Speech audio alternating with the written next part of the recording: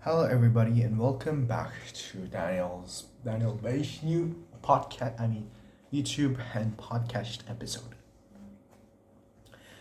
In this video, I'll be sharing about what I have learned in my Math 1121 piece, such as Algebra 2. So I'll be sharing the terms, the theorems, the axioms, the concepts, informations. I'll be sharing what the piece teaches us about. So in my previous videos and previous podcast episodes, I've been sharing about the axioms of multiplications and axioms of addition and axioms of equality. And I'll continue to share about the axioms of multiplication.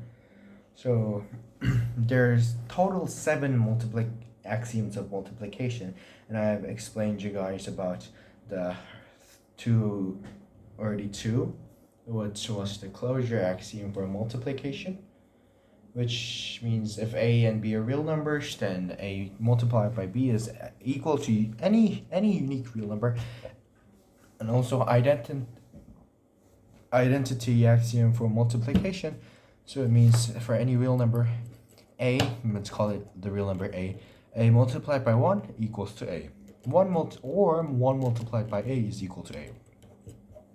So the multiplicative inverse, so next term I'll be explaining about is the multiplicative inverse. I also have explained it, and I'll be adding more explanations. So if any non-zero, not zero, any real number starting from 1 to billions of thousands and infinite, any non-zero real number, we call it a, has a multiplicative inverse 1 over a, such that a multiplied by 1 over a equals to 1, or 1 over a equals to a equals to 1. So more informations. The multiplicative inverse of a may also be called the reciprocal of a. Reciprocal, you guys know it, right?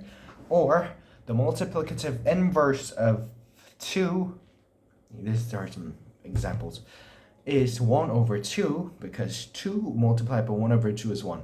The multiplicative inverse of 3 over 7 is 7 over 3, because 3 over 7 multiplied by 7 over 3 is 1. And the multiplicative inverse of my negative 1 over 2 equals to 2, because negative 1 over 2 equals to negative 2 equals to 1. So, furthermore, so the multiplication inverse of a negative number is negative, because we all know that negative multiplied by negative, it's positive. So we need to, for a multiplicative inverse, we need to make a positive 1 as a sum. So negative 2 multiplied by negative 2, and negative 1 over 2 makes it 1. So that's why we need negative inverse, multiplicative inverse of negative numbers is equal to negative number. A negative number should be timed by a negative number. Furthermore, a negative number times a positive number is equal to a negative number. That's why it can't end in 1, which doesn't make it a multiplicative inverse. And more examples, the multiplicative inverse of 3.2 is 5 over 16. Okay, the next term I'll be talking about is the commutative axiom for multiplication. So let's say if a is equal to b, a and b are real numbers, then a multiplied by b equals to b multiplied by a. And the next term is the associative axiom for multiplication. So if a, b, and c are real numbers, then a brackets a multiplied by b brackets multiplied by c equals to a multiplied by brackets b multiplied by c brackets. And there's also a term called multiplication by 0. If a is any real number, then a multiplied by 0 is equals 0. Any 0 multiplied by a is equal to 0.